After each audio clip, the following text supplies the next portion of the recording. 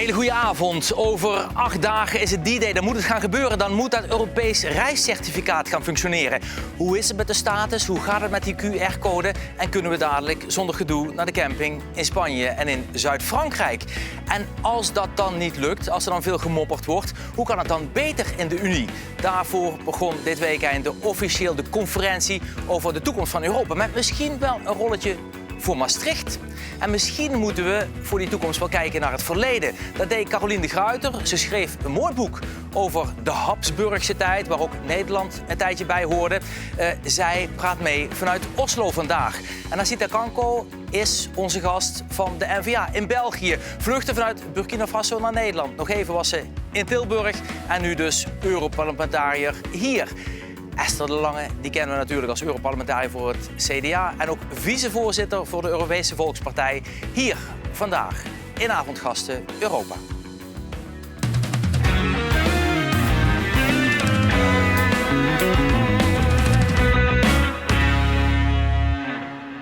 Ja, van harte welkom dus hier vanuit Brussel, waar de terrassen ook weer langzaam vollopen, waar het EK leeft, waar vooruit wordt gekeken naar de Tour de France. Maar vooral iedereen toch ook benieuwd is naar die 1 juli. Dan moet het gaan gebeuren met het reiscertificaat in Nederland vanaf komende donderdag eigenlijk de start. Ursula von der Leyen, ze is de voorzitter, profileert zich graag met dat dossier en zij heeft er al een. And here is mine. So everyone who is fully vaccinated or tested negative or has recovered from COVID can get one. And from the 1st of July, all 27 member states have to apply these EU digital certificates for the COVID. Ja, gaat dus gebeuren. Volgende week zou het allemaal moeten kunnen. Krijgen we de vrijheid terug. En dat komt dan door Europa, mevrouw De Lange. Mooi. Of minder mooi, daar kunnen we het dadelijk over hebben. Maar hoe gaat het dadelijk in zijn werk? Ja, het is eigenlijk een bewijs en je zag het al. Het liefst natuurlijk digitaal op je telefoon. Kan ook uitgeprint worden, maar het bewijst eigenlijk dat je ofwel gevaccineerd bent tegen corona, dat je corona gehad hebt en dus antistoffen hebt, of dat je recentelijk getest bent. En het mooie van dit certificaat, daarom hebben wij er ook als Europees Parlement voor gevochten, is dat het in heel Europa herkend en erkend wordt. Want ja, zo'n papiertje wat je van de huisarts thuis krijgt, is nog maar de vraag of ze dat herkennen en erkennen in Spanje. En dit moet in de hele Europese Unie werken. Ja, mevrouw Kanko, we kwamen een tweetje tegen waarin u ook al de code liet zien. U was er ook blij mee. Denk ik ook een mooi dossier waar Europa zich mee kan profileren. Is dit wel, hier kunnen we het zien inderdaad, hier bent u, vinger aan de pols houden en bijsturen waar nodig, zoals u zegt. En iedereen inderdaad registreren. Is dit wel een concreet dossier, een punt waarbij mensen eindelijk iets merken, zullen we zeggen, van de Unie? Wat het oplevert? Ja, inderdaad. Ik denk dat het voor heel veel mensen heel erg onduidelijk is hoe en wat je moet doen om op reis te kunnen gaan. Het is overal iets anders. En voor de burger is er wat zekerheid nodig, hè? Zeker na zo'n moeilijke maanden. En ik denk dat dit een heel mooi project is van de EU. En zowel de Raad, de Commissie als het parlement hebben heel positief samengewerkt. En het was gewoon focus op de burger en wat belangrijk kan zijn. Er is ook een evenwicht in het voorstel. Want de Commissie heeft niet aan micromanagement gedaan. Die heeft gewoon de essentie gedaan, een kader aangeboden. En de lidstaten moeten nu, het is nu aan de lidstaten om de rest te realiseren. En dat is een uitdaging voor de lidstaten. Maar ze hebben er alle baat bij om dat in orde te brengen. Ik ben blij, ik heb ook al de mijne. En het is duidelijk, je moet, zoals collega De Lange zei, je weet nu wat je moet doen eigenlijk om op reis te kunnen gaan. En ik denk dat het belangrijk is dat we de economie opnieuw opstarten, toerisme opnieuw opstarten en normale leven, dat men toch in Maastricht wil ik heel graag op café gaan zitten. Dus ik heb daar heel veel zin in. Ja, nee, maar daar zijn we inderdaad allemaal aan toe. Lekker op vakantie, maar u zegt inderdaad, verantwoordelijkheid ligt bij de lidstaten. Hier in België gaat het eigenlijk relatief makkelijk. Hè? Reisregister, u bent geregistreerd en dat is het. Ja. Je moet even goed kijken naar de cijfers, want dat is toch zorgwekkend. In Nederland namelijk is er gekozen voor een decentrale aanpak van die crisis, ook van de registratie dus van die vaccins. We weten, 25 veiligheidsregio's die hebben we. Meer dan 5000 huisartsenpraktijken, moet ik zeggen. Die moeten allemaal eigenlijk qua ICT worden gekoppeld aan het RIVM. Gaat niet goed. En daarom zijn er tot nog toe 345.000 vaccins van de zorginstellingen niet geregistreerd. 580.000 vaccins van de huisartsen nog altijd niet binnen bij het RIVM. En van de GGD 1,1 miljoen. Dat zijn dus allemaal vaccinaties die nog niet in het centrale systeem staan en waarbij dus ook die Europese QR-code niet zou werken. Dus dat wordt nog een uitdaging deze week. Christian Hoepen, die zat afgelopen week bij ons in het programma Avondgasten. Praat mee, onder andere in het OMT, is van de GGD Zuid-Limburg. En die zag de bui inderdaad ook al hangen. Je ziet ook dat eigenlijk die paar procent van de mensen die uiteindelijk nog weigeren om naar het RIVM door te gaan, dat die dat zelfs aan het verwijzigen vaak zijn. Met het idee dat ze natuurlijk op vakantie willen. Want die weten, we hebben gezegd niet doorgeven aan het RIVM. Maar als we dan een QR-code nodig hebben om op vakantie te gaan, dan moeten we ze alsnog vrijgeven. Ja, en dat kan ook allemaal. Hè. Dat kan je in principe zelf organiseren. Maar dat betekent dat we dus ook zien dat een hoop mensen dat toch nog alsnog doen. Het zit er met name even bijvoorbeeld in de zorg van de huisartsen. Daar moet een koppeling geregeld worden tussen de systemen van de huisartsen en het RIVM. En daar is men met man en macht mee bezig om dat voor elkaar te krijgen. Want het is natuurlijk absoluut heel erg vervelend dat dit niet op orde is. Ja, het is wat dat betreft dus alle hens aan dek. En zo dreigt er dus toch een kink in de kabel, mevrouw De Lange. Dan weet ik al wie de schuld gaat krijgen als het dadelijk misgaat. Dat is Europa. Oh, ik dacht dat u ging zeggen, dat is uw minister. Laat ik er 2 dingen over zeggen. 1, ik denk dat we in Nederland, even los van corona, voor de lange termijn zeker een discussie moeten voeren over hoe we de zorg geregeld hebben. En hoe decentraal en hoeveel private actoren daar in het spel komen. Dat is iets wat trouwens minister Hugo de Jonge zelf ook al eens heeft aangegeven. Daar los je natuurlijk dit probleem niet mee op. Dit probleem gaat opgelost worden in Nederland, niet in Europa, maar in Nederland. Doordat je naar de huisarts kunt gaan op het moment dat die registratie nog ontbreekt. Dat je daar een papieren QR-code meekrijgt die je ook kan invoeren in het digitale systeem. Dus dat wordt opgelost. Nederland zegt we zijn klaar. Maar die huisartsen die zeggen van ja, wij juli. krijgen dadelijk vlak voor 1 juli krijgen wij een hele storm aan mensen. Hè, want u hoorde het al, het zijn er 100.000. Dat kunnen we helemaal niet aan. Nee, precies. Dus er ligt een oplossing klaar. Of die op 1 juli dan klaar gaat zijn of net daarna. We gaan het zien in Nederland. Het is iets wat ik vanuit Europa in elk geval niet kan doen. Wat ik vanuit Europa nog graag zou willen, want daar schort het wel aan. We zijn een beetje in een juichstemming nu van we kunnen hopelijk weer in Maastricht op het terras gaan zitten. Ik ga er graag bij zitten trouwens. Maar er zijn ook dingen die nog niet geregeld zijn. Hè? Als je kijkt naar de kleurcodes die de ministeries van Buitenlandse Zaken geven, met name aan landen buiten Europa. Dat verschilt enorm per land. En daar houdt een land eigenlijk nog eigen autonomie, nog eigen Precies. competentie op te zeggen van goed, bijvoorbeeld Amerika of Brazilië, wij vinden dat oranje of geel is.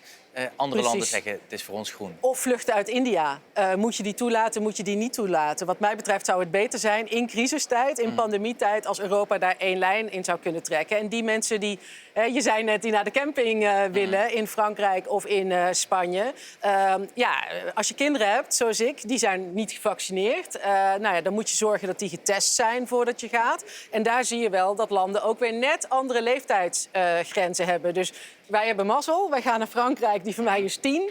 En onder de 11 hoef je dit jaar niet te testen, dus we zitten net goed. Maar als je kinderen hebt van 11 of ouder, toch weer iets om rekening mee te houden. En eigenlijk had ik daar liever 1 lijn gezien. Ja, in Portugal vanaf 2, weet ik toevallig. Ja, klopt. Voor de goede orde in ieder geval, zijn de landen groen, dan hoeft er geen code, hè, dan is er geen gedoe. Maar nog even terugkomen op uw punt. De commissie kwam nu met het idee van moeten we niet kijken naar een Europese Jaap van Dissel, naar een soort hoofdepidemioloog, die dan inderdaad die interpretaties van al die verschillende landen recht trekt. Vindt u dat een goed idee? Nou, zo'n Europese Jaap van Dissel zou eigenlijk alleen maar een gezicht geven aan iets wat natuurlijk al gebeurt. Je hebt het Europese agentschap ECDC, die houden al die gegevens bij. Op basis waarvan er dus echt wel een Europese kleurenkaart is. Maar Nederland trekt zich daar niks landen. van aan, want bijvoorbeeld de adviezen van het ECDC die waren vaak anders dan van het RIVM. Ja, en daar komt dan op een hele leuke manier die conferentie over de toekomst van Europa om de hoek kijken. Want mijn stelling is een beetje, hoe langer burgers dit zien, dat er wel een structuur is waar landen zelf informatie geven aan zo'n Europees agentschap. 1 kleurenkaart afspreken, maar vervolgens thuis nog lekker hun eigen ding doen. Ja, hoe meer burgers dat zien, hoe meer ze gaan zeggen van eigenlijk willen wij dat Europa meer kan op dit terrein. Meer één lijn trekt. Nou, dan zie je dat de lidstaten heel snel zeggen, volksgezondheid, dat is een nationale bevoegdheid. Hè? Daar gaat Europa niet over, of toch heel weinig. En vooral de lidstaten. Maar ja, ik kom ook wel eens gewoon op de markt. En als je daar met mensen spreekt, dan zeggen ze toch echt, ik begrijp dat niet. Dat er een pandemie is, een virus dat de hele wereld overgaat. Alle Europese grenzen, daar trekt dat virus zich niks van aan. En we hebben toch versnippering. En ik ben dat wel met die mensen eens. Dus ik ben echt heel benieuwd hoe spannend die discussie gaat worden in die conferentie over de toekomst van Europa. Want ik kan me heel goed voorstellen dat landen daar gaan roepen, verander maar zo weinig mogelijk. En dat mensen zeggen, jongens, dit werkt niet. We moeten dit anders aanpakken in crisistijd. En dan sta ik eigenlijk wel aan hun zijde. Mevrouw Kanker, hoe zit u hierin? Hoe kijkt u ernaar? Ik zou eerst teruggeven naar het coronacertificaat. Hè. Ik denk dat de eerste intentie is om bewegingsvrijheid, wat echt een fundamentele waarde is van Europa, terug te brengen tussen de lidstaten in Europa en met IJsland, Noorwegen en Zwitserland. Dat is de eerste intentie. Met landen buiten dat gebied stelt men de vraag natuurlijk over databescherming, over privacy. En dan zijn er allerlei andere afspraken die dan gemaakt moeten worden. Dus ik denk dat we eerst moeten focussen intern, dus in binnenland op dat vlak. En zoals u zegt, is gezondheidszorg een nationale bevoegdheid. En de lidstaten moeten ook gaan leren wat verbeterd moet worden. En nu dat er een akkoord is, dat gestemd wordt in het parlement hier over het coronacertificaat, dat wil niet zeggen dat de commissie daarbij stopt. Hè. Commissaris Reinders heeft al gezegd, ja, die gaan nog toch blijven samenwerken met de lidstaten. En ik ben persoonlijk ook voorstander van echt kijken naar wat de kinderziektes zijn en op welke manier kunnen we daarvan leren en het systeem zo goed mogelijk verbeteren.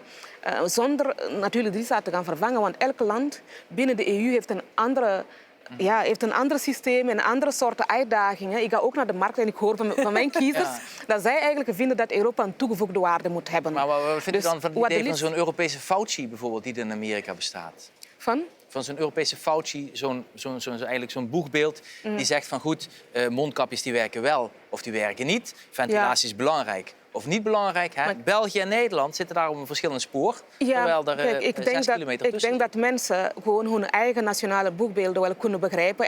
En die moeten dan op Europees niveau met elkaar praten. Hè. Als ik nu, stel je voor, in Polen of in Frankrijk zou gaan zitten, dan komt zo een Nederlands boekbeeld in Frankrijk wel dingen vertellen in het Nederlands.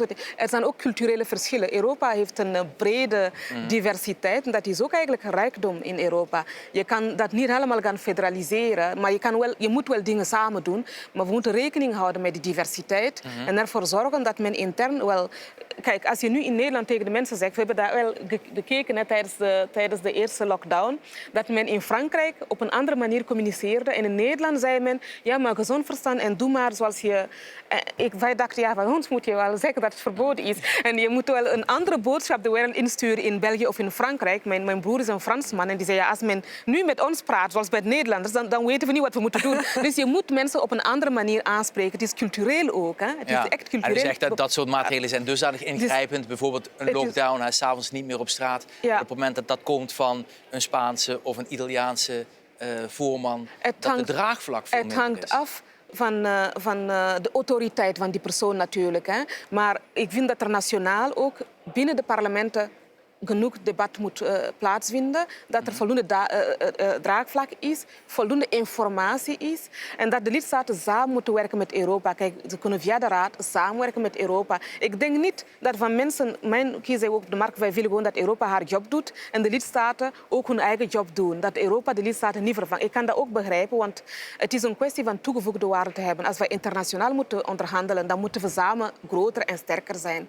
Als Europa nu afkomt met zo'n coronapas, met het systeem, met een kapstok, dan is dat ook weer toegevoegde waarde van Europa. En we moeten daarmee dan rekening houden. Het is niet tegen Europa zijn om dat anders te willen. Het is gewoon veel efficiëntie willen. Stel je voor, je bent een CEO van een bedrijf en je doet alles wat je secretaresse doet.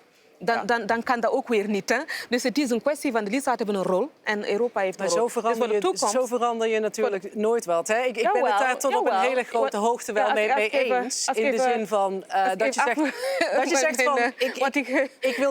Ik wil niet dat Ursula von der Leyen in België of in Nederland zegt... jullie gaan nu in lockdown. Nee, dat is niet wat ik gezegd heb, mevrouw Lang. Dat ben ik met je eens. Maar als je, om even aan te geven wat mijn zorg is... op het moment... Ik deel heel veel van de analyse, hoor, van de collega. Dan zal ik mijn analyse afmaken. Je moet samenwerken. Het probleem wat we nu hebben is dat al die landen zeggen... ja, we gaan samenwerken. We gaan één lijn trekken. En vervolgens gaan ze naar huis en doen ze allemaal wat anders. En ik vind dat je bereid moet zijn om in bepaalde situaties... dus niet het afkondigen van een lockdown... want dat is heel erg afhankelijk van de lokale situatie... maar bijvoorbeeld mogen wij de grens over... of moeten we de Europese grenzen sluiten voor vluchten uit India... dat we daar in Europa één lijn in moeten trekken, ook in ons eigen belang. En dat wordt nu tegengehouden met het beroep op de huidige regels. Iemand die uit India komt en in Madrid landt... die is ook zo in Maastricht. En dus vind ik dat er wat dat betreft geen taboes moeten zijn. Wat niet nodig is, hoeft niet naar Europa. Maar je ziet dat het nu niet werkt, omdat iedereen zegt samenwerken ja. Maar ik doe stiekem toch mijn eigen ding. Ja. En zo is inderdaad dit coronadossier een heel prachtig dossier... om te kijken van waar Europa dan inderdaad het verschil kan maken... waar ook de dilemma's liggen. En juist dat komt ter sprake in de conferentie over de toekomst van Europa. Die kwam eigenlijk in april op gang. En dit weekend werd die in Lissabon en in Straatsburg eigenlijk officieel geopend. Als we de beelden van Straatsburg bekijken... dan zien we daar inderdaad dat hele mooie Europese parlement...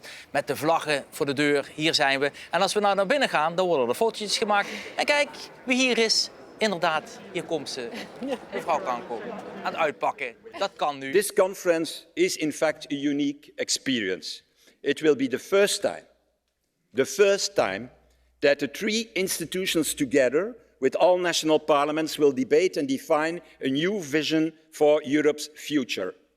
What works well in the Union? What needs change? How to establish a union that is fit for purpose for the upcoming decades. How to create a union that is more resilient. Dat waren de vragen dus van Guy Verhofstadt. Één van de co-voorzitters en ook lange tijd een rol gehad, moet ik zeggen, bij het Institute for Public Administration in Maastricht. Vera Tax, die was er ook bij in Straatsburg. Die kon vandaag hier niet aanschuiven, maar wil ons wel kort even uitleggen wat het precies voorstelt, die conferentie. Hoi Maurice en welkom in Straatsburg bij de aftrap voor de conferentie over de toekomst van Europa. Veel mensen hebben het gevoel dat de Europese politiek niet met hun belangen bezig is. En dat hoor ik heel vaak, terwijl juist voor Limburgers de EU belangrijk is. Ons vrij verplaatsen over de Duitse of Belgische grens is geen vanzelfsprekendheid meer door COVID. Maar dankzij het EU-reiscertificaat dat per 1 juli van kracht is, zal dat wel weer veel makkelijker zijn. En vanaf nu kan dus iedereen zijn of haar ideeën meegeven over de toekomst van de EU. Wat zou jij graag anders zien? Of wat is jouw kritiek op de EU?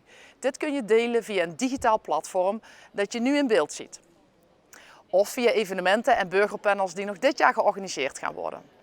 Kijk, want wat politici met de EU willen, dat is wel bekend. Maar nu gaat het er dus om wat de mensen aangeven waar hun prioriteiten liggen. En ik hoop dus dat heel veel Limburgers dat zullen gaan doen. Vandaag is de start van de conferentie en ik hoop dat we de eindresultaten kunnen zien in de slotconferentie. En dan in Maastricht natuurlijk, de meest Europese stad van Nederland. Nou, slotconferentie in Maastricht. Laat dat nu net een punt zijn waarvan we hoorden van Theo Bovens, oud-gouverneur, en van Andy Dritti, dat dat inderdaad een perfect idee is, dat de lobby gestart is en dat we misschien inderdaad deze conferentie wel afsluiten in de Limburgse hoofdstad. Zou een goed idee zijn? Ja, wat mij betreft prima. Er komen ook een heleboel van die burgerpanels, waar de burgers hun ideeën op tafel leggen, die dan vervolgens naar die grote zaal gaan die je daar zag in Straatsburg. Ik kan me ook voorstellen dat er zo'n burgerpanel in Maastricht zou zijn en in een aantal andere steden in heel Europa. Ik heb alvast een goed woordje gedaan bij de eurocommissaris die erover gaat. En ik zou me niet verbazen als Maastricht op het lijstje van zeker die burgerpanels zou prijken. Nou, dat is wel mooi. Misschien moeten we voor die toekomst ook wel kijken naar het verleden. En daarvan kunnen we dan naar Oslo, naar Caroline de Gruyter. Die schreef dit hele mooie boek, Beter wordt het niet. En dat gaat over de eeuwen van het Habsburgse Rijk. Oostenrijkse, Hongaarse Rijk, dat eigenlijk 5, 6 eeuwen stand hield. Waar Nederland ook lange tijd bij hoorde, Limburg. Mevrouw de Guiter, hartstikke fijn dat u even mee wilt praten over natuurlijk die toekomst van Europa. Wat zijn elementen uit uw boek, uit uw onderzoek, waarvan u zegt van ja, daar kunnen ze in Straatsburg nu heel veel van leren? Wat betreft de conferentie over de toekomst van Europa. Ja. Ja, wat ik denk, waar ze van kunnen leren, is dat alles in Europa, zoals het ook in het Habsburgse Rijk het geval was, heel erg langzaam gaat. En het is dus Europa, de Europese Unie, net als het Habsburgse Rijk, is een soort dak boven het hoofd van een heleboel naties en taalgroepen en zo. En die hebben allemaal verschillende belangen. Allemaal verschillende taboes, verschillende tradities en ook wensen. Dus als je wil dat iedereen een beetje tevreden blijft onder dat dak en daar ook blijft zitten, dat is ook niet meer een gegeven sinds Brexit. Dus daar moeten ze ook naar kijken. Als je wil dat iedereen daar blijft en zijn plek daar houdt, dan zul je toch ook moeten zorgen dat iedereen zich herkent in de conclusies. En dus per definitie is Europa, net als wat je in Habsburg zag, ook al was het een andere tijd, is een compromis van een compromis. En dat wil niet zeggen dat we altijd maar tevreden moeten zijn met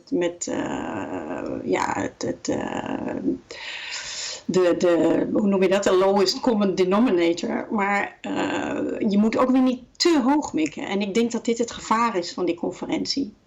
Dat mensen toch verwachten van oké, nu kunnen we zeggen hoe moet Europa eruit zien over 10 of 20 jaar of 30 jaar. Nou, en dat gaan we dan doen. Want ik geloof dat het net al eerder is gezegd, de lidstaten die natuurlijk meer dan ooit achter het stuur zitten in Brussel, die hebben daar helemaal geen zin in. Ja, dat is duidelijk. U zegt in uw boek, onder andere, u lanceert de term voortworstelen en doorfretten. En ik dacht net met de discussie die we hadden over bijvoorbeeld het coronapaspoort. Nou, het zou goed van toepassing kunnen zijn op deze discussie.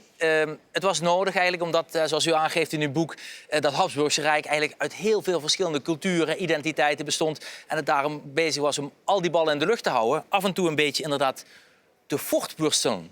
Wat was dat precies? Dat je constante rondjes maakt. Hè? En we zien het nu gewoon in Europa met iedere crisis. En zelfs buiten iedere crisis zien we het ook gebeuren. Dat je steeds rondjes maakt langs al die groepen. En volkeren en landen in ons geval. Hè? En dat je naar iedereen probeert te luisteren. En dat je er dan een soort omelet van bakt. Maar in die omelet zitten een heleboel meningen en hang-ups verwerkt. En dat is eigenlijk nooit af. Want niemand krijgt ooit precies wat hij wil. Hè? Landen niet, burgers niet, regio's niet, bedrijven niet, enzovoort. Dus iedereen will come back for more. Dus je bent nooit klaar, het is nooit af. Ja, nu was er in de Habsburgse tijd natuurlijk nog geen Twitter of WhatsApp of Instagram. Dus de kritiek die er eventueel was, die werd wat beter gekanaliseerd. U kijkt hier daarna, mevrouw Kanker. Denkt u van ja, hier ligt een element wat we een beetje moeten koesteren. Juist die verschillen in de identiteit, in culturen. Daar moeten we niet zozeer één grote Europese common denominator van maken. Ja, dat moeten we respecteren. Ja, en ik ben het helemaal eens met mevrouw. En haar boek is ook een heel boeiend boek. Ik vind dat Europa inderdaad een groot compromis is. Doet me denken aan België.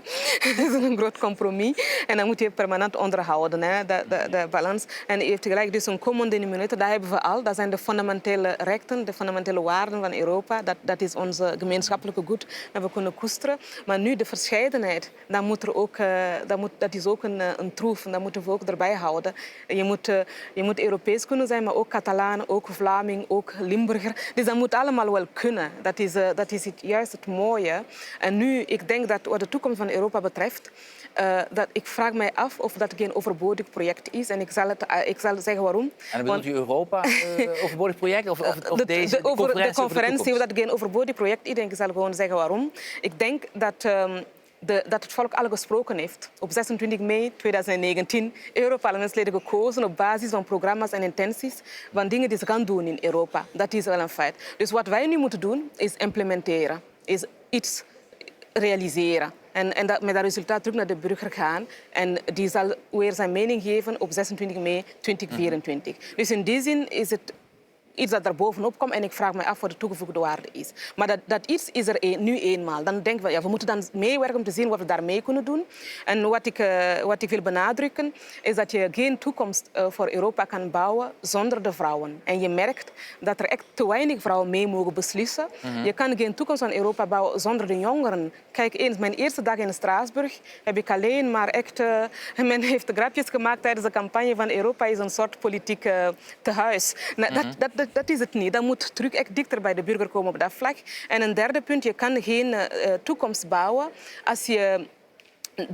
je kan dat niet bouwen tegen de lidstaten in. Want dan ga je geen draagvlak hebben in de lidstaten. Omdat de lidstaten die verscheidenheid willen bewaren en hun eigen bevoegdheden willen behouden. Terwijl zij Europa als toegevoegde waarde zien. En die toegevoegde waarde moet dan men blijven tonen. En ik hoop dat dat uit die conferentie ook zal komen. Maar bon, we zullen zien en we zullen bijdragen. Zeker, Europa moet zich vragen stellen wat digitalisering betreft, die anticipatie daarover. Wat veiligheid betreft, hoe wij ons gaan positioneren in het buitenland tegenover Rusland, Turkije, China.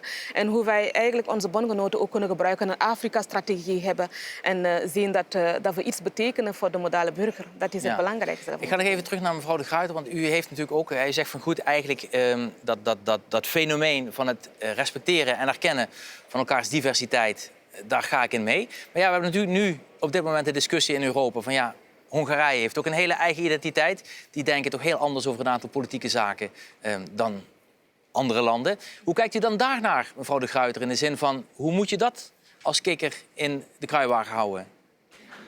Ik denk dat Hongarije een moeilijke kikker is om in de kruiwagen te houden.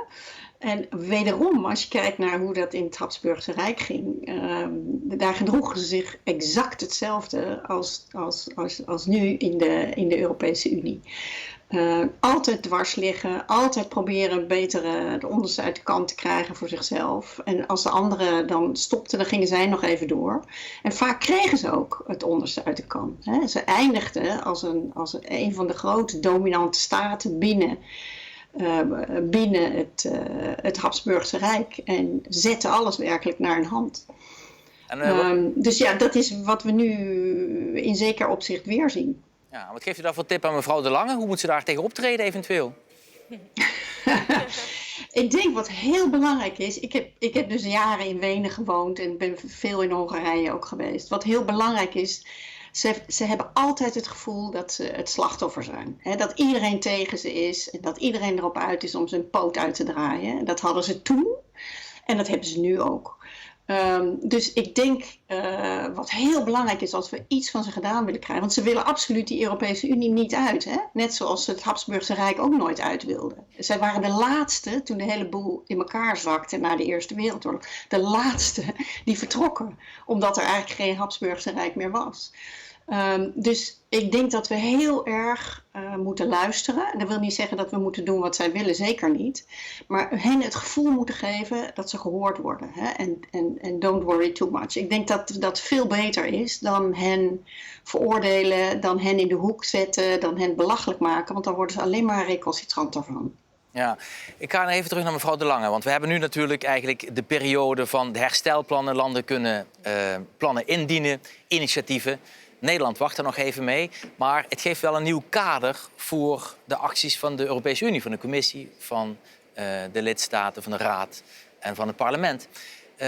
Die setting van de herstelplan, die structuur die daar nu gekozen is dat voor uw gevoel een structuur die straks ook, als we praten over de toekomst van Europa, navolging zou moeten krijgen? Dat is in die zin een hele gevaarlijke vraag, omdat dat herstelplan natuurlijk echt een one-off is. We zijn allemaal overrompeld. We zijn overrompeld door een crisis waar we allemaal niks aan konden doen. Je kon bij de vorige economische crisis nog zeggen, sommige landen hebben misschien hun huishoudboekje niet op orde gehad. Nu komt er zo'n virus en slaat ons allemaal plat. Ja. Dus dat je daar iets volledig nieuws opbouwt. Nu hebben we inderdaad logisch. Bijvoorbeeld die gezamenlijke obligaties. Werkt prima, moeten we houden als we praten over de toekomst van Europa. Zetten we erin? Ja, dus die discussie gaat het komend jaar echt in volle hevigheid losbarsten. Naast de discussie over, we gaan nu enorme schulden aan. Ooit moeten die weer terugbetaald worden. Hoe gaan we dat doen? Daar willen sommige landen ook liever niet over praten. Ik denk dat eigenlijk de les van Caroline de Gruyter en van het boek hier ook weer van toepassing is. Waarom is dat herstelplan, dat ene wat we nu hebben, waarom is dat er gekomen? Omdat uiteindelijk alle landen erachter stonden dat het er kwam. Waarom zijn die andere discussies van moeten we dat herstelplan in alle eeuwigheid voortzetten of nog meer van die potjes opbouwen? Waarom is dat nog geen gelopen race? Omdat daar nog zeer veel verschillende meningen over zijn. En toen ik het boek las, in alle eerlijkheid, ik ben zelf heel erg ongeduldig. Ik wil het liefst morgen resultaat. Toen dacht ik wel van ja, dit is weer een goede manier om ons ook als Europarlementariërs weer met beide voetjes op de grond te krijgen. Uiteindelijk gaat het toch om dat compromis. En waar ik me dan zorgen over maak, ook in het kader van de toekomst van Europa. En niemand wordt echt verliefd op een compromis. Mensen worden verliefd op vurige radicalen, zeg maar, en extreme meningen. En dat is wel mijn zorg. Dus ik begrijp het boek, ik begrijp ook de oproep, heb begrip voor iedereen. Ik heb dat proces van vertrek van Viktor Orbán uit onze fractie en onze partij begeleid. Maar ik heb ook vrienden in Hongarije. En ik weet heel erg goed dat zij zich onder druk voelen staan. Ja. Dat er steeds minder Hongaren zijn. Omdat ze ook in het buitenland gaan werken, omdat daar meer te verdienen is. Dus ik zal nooit een land belachelijk maken. Maar ik denk dat dat begrip wat we voor elkaar moeten hebben, dat cruciaal is, ook in de hoofdsteden. En als die conferentie daaraan kan bijdragen, dat we weer begrip hebben, niet tot aan de grens, maar ook over de grens, dan denk ik dat het een goed instrument is. Daarnaast ben ik het wel met collega Kanko eens. Wij zijn politici. Wij zijn permanent op pad om met mensen te spreken. Ik denk dat de toegevoegde waarde van het rechtstreeks spreken met burgers in die conferentie is meer voor de commissie en voor de raad dan voor ons. Maar mevrouw Kanko, u was wel heel expliciet over de situatie in Hongarije. U zei van goed, kan niet. Iedereen moet gerespecteerd worden. Ja, ik ben ik zet mij echt mijn hele leven in echt voor mensenrechten. En de rechten van LGBTQIA+ mensen, dat ligt mij echt nauw aan het hart. Ik vind dat het onaanvaardbaar is dat men eigenlijk iemand slecht kan behandelen omdat je verliefd bent op een andere manier. Liefde is gewoon liefde. Dus dat kan ik echt niet vatten hoor. Want ik ben zelf opgegroeid in een omgeving waar homoseksualiteit beschouwd werd als een misdaad. Hè. En als ik in staat ben om toch te begrijpen dat liefde liefde is, dan vraag ik mij af hoe dat men dat als Europeaan kan gaan verwerpen, het continent van de verlichting. Dus dat kan niet. Ik heb dus begrip voor de Hongaren. En ik denk dat we naar hen moeten luisteren. Maar een begrip stopt wanneer dat men eigenlijk iemand op die manier gaat pesten wegens die seksuele geaardheid. Dan vind ik dat we daarover moeten optreden. Maar daarin moeten we dan ook wel voorzichtig zijn. Als we nu Orbán gaan bestraffen, moeten we de Hongaren niet bestraffen. Dat is hetzelfde als we Rusland gaan bestraffen, dan moeten we Russen niet bestraffen. Ze moeten altijd evenwichtig en toch zien, het is een onderhandeling. Hoe kan je resultaat boeken? In plaats van alle bruggen gewoon kapot te slaan. Zo kan het natuurlijk niet. En het boek, een verademing, moet ik zeggen. En ik zal ook willen toevoegen, wij in Vlaanderen zijn het wel gewoon om permanent met compromis te leven. Het is misschien een klein beetje minder ondergeduldig dan Nederlanders. Want België is echt een politieke... Maar ja, als jullie nu niet snel een regering vormen, dan gaan jullie ons misschien inhalen. Ja, Nederland is inderdaad wel goed op weg. Dat ze maar luisteren. Ik ga nog even naar mevrouw de Gruyter, want net kwam natuurlijk het verhaal voorbij over die conferentie van Europa. En of die eventueel voortborduurt op de structuur die er nu ligt. Worden we hier een nieuwe Unie ingevortworsteld of doorgefret, als we dan de thematiek van uw boek mogen aanhouden? Kijk, we worden altijd een nieuwe Unie ingefret. Want er is altijd weer een ander onderwerp waar we elkaar mee om de oren slaan. Er zijn altijd weer nieuwe crises. De wereld verandert en Europa verandert dus altijd mee. 20 jaar geleden draaide alles om de markt. Hè? Intussen zijn we allemaal ons heel erg bewust dat Europa ons ook een soort nest moet bieden. Dat we ergens buitengrenzen moeten hebben. Dat we misschien wel een Europese defensie moeten optuigen. De onderwerpen evolueren. Hè? En dus evolueert de Europese Unie ook. Dus we krijgen sowieso een nieuwe Unie. Altijd. Die staat nooit stil. Maar we kennen natuurlijk uw scherpe analyses in het NRC. En daar wil ik u vooral even vragen naar die situatie rond die obligaties die Europese obligaties die er nu zijn, waarvan eigenlijk Nederland zegt van ja, is echt eenmalig. En waarvan de zuidelijke lidstaten, Spanje, Portugal, Frankrijk zeggen, heel mooi precedent, gaan we binnenkort weer gebeuren als het bijvoorbeeld gaat over klimaat of een andere crisis. Je ziet dat het gevecht daarover weer begint. En aangezien je dit soort dingen alleen maar kan veranderen als alle lidstaten het ermee eens zijn. En je ziet dat een aantal landen daar nog niet klaar voor is. Ook Duitsland niet, die deze keer de grote stap heeft gezet. Zullen we gewoon nog meer tijd nodig hebben. Maar ik denk uiteindelijk, op een gegeven moment komt er wel weer een crisis die ons dwingt om, nu hebben we het eenmaal gedaan, we hebben het ook heel mooi gedaan. Er zijn ongelooflijk veel investeerders op die obligaties afgekomen, moeten we niet vergeten. Zelfs de professionals die waren daar vreselijk verbaasd over, hoe goed dat ging. Als we het nodig hebben, dan kunnen we het zo weer van de plank halen. Ik denk niet dat het goed is om het af te... Ik zou het graag zien gebeuren, hè? Want ik denk dat het de euro stabieler maakt en onze alle economieën stabieler maakt en heel Europa stabieler maakt. Maar nogmaals, dit kan je dus niet afdwingen als er lidstaten zijn die daar helemaal geen zin in hebben. En in Nederland bijvoorbeeld, maar ook in Duitsland en Finland en Oostenrijk is de bevolking daar niet klaar voor. En dat is ook de taak van nationale politici om te zorgen dat de bevolking, om het uit te leggen. Maar dat heeft meer tijd nodig. Ik denk uiteindelijk dat het er wel komt, maar nu nog niet. Maar Rutte en Kaag gaan schrijven, dus we zullen zien inderdaad waar er op uitkomt de komende dagen. We gaan even van het grote naar het kleine leed. En dan gaat het, als het over Europese zaken gaat, over de trein, het openbaar vervoer, over de Intercity die dan moet gaan rijden van Nederland naar Duitsland. Van Heerlen naar Aken. Want natuurlijk grote verhalen zijn er over alle transities en de Green Deal. Maar het lukt maar niet om de trein door te trekken van Heerlen naar Aken. Dat zou nog een 10-tal jaren gaan duren, zoals de analyse. En dus waren ze in Heerlen woedend. Heel erg boos. Heel Park staat op de achterste benen. En Roel Wever, de burgemeester van Heerlen, die publiceerde deze week dit. Den Haag, Rotterdam, Breda, Tilburg, Eindhoven, Heerlen en Aken onderschrijven daarom ook de dringende oproep om een versnelde realisatie van de Intercity-verbinding naar Aken. We roepen de staatssecretaris dan ook op. Het gaat nu om de laatste loodjes. Geen beren op het spoor meer. In de Randstad was dit al lang opgelost. De Intercity, Randstad, Eindhoven, Heerlen, Aken moet er komen. En wel zo snel mogelijk. En als ik goed heb opgelet vandaag, dan klinkt Roel Wever als een Hongaar. Als hij inderdaad zegt, in de Randstad was dit al lang opgelost. Maar, mevrouw De Lange, wat moeten we dan nu mee? Ik ben het heel erg met hem eens. We hebben voor heel veel geld Europese hogesnelheidsverbindingen aangelegd. Maar die stukjes naar die hogesnelheidsverbindingen toe, naar die Thalys in Luik of naar het hogesnelheidsnet in Duitsland, die liggen er dan niet. En vaak liggen die er niet, ook door hoofdstedelijk denken, van daar ergens helemaal bij die grens.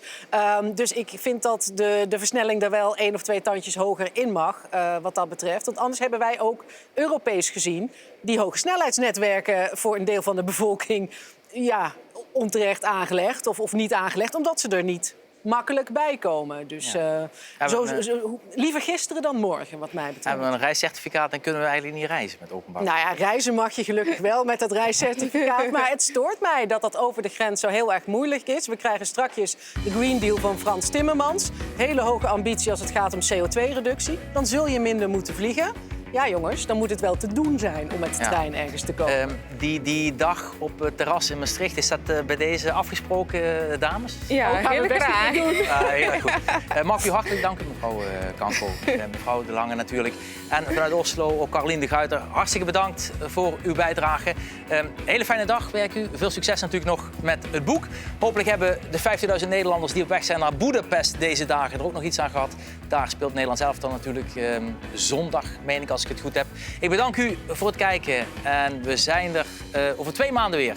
Even de zomervakantie en dan praten we verder over de Limburgse zaken natuurlijk hier in Brussel. De komende dagen gaan we eigenlijk op de Franse Tour. We gaan naar de Tour de France. Ook altijd mooi. Goed, hele fijne dag. Dag.